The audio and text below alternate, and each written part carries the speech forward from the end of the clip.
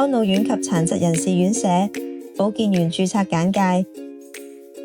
根據安老院規例以及殘疾人士院舍規例，任何人士如果想喺安老院同埋殘疾人士院舍擔任保健員，都必須向社會福利署署長申請註冊為註冊保健員，並且適時申請註冊續期。如果你想申請註冊成為註冊保健員，一定要符合相關嘅資格規定。你必須已經完成處長批准嘅訓練課程，或者喺保健工作方面曾經接受相關嘅教育或者訓練，又或者係具有專業經驗同埋技能，令處長信納你係註冊保健員嘅合適人選。如果你符合以上嘅資格規定，你就可以向社署提出保健員註冊申請㗎喇。喺提交註冊申請時，你需要以有效嘅個人電郵喺社署院舍專職人員註冊系統註冊新賬戶。喺成功啟動賬戶後，你需要填妥系統裡面嘅電子表格，同埋上載註冊所需嘅文件。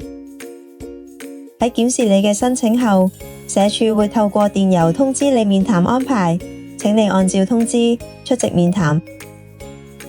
經初步審核後，你會於稍後時間透過電郵收到繳費通知書，記得要盡快繳交所需嘅註冊費用啊！當你嘅註冊申請獲得批核後，你會透過電郵收到通知，到時你就可以喺系統登入你嘅個人賬戶，下載電子註冊證明。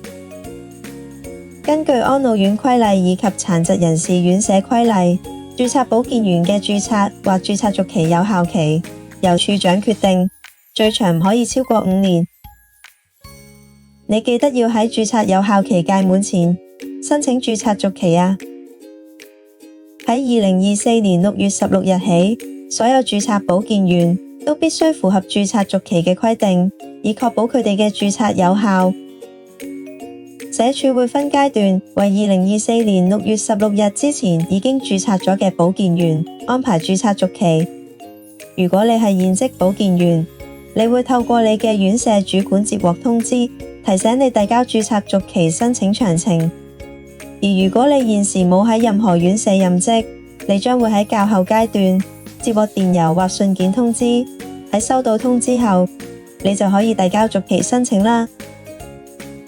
最後，如果你係喺2024年6月16日或之後先至註冊，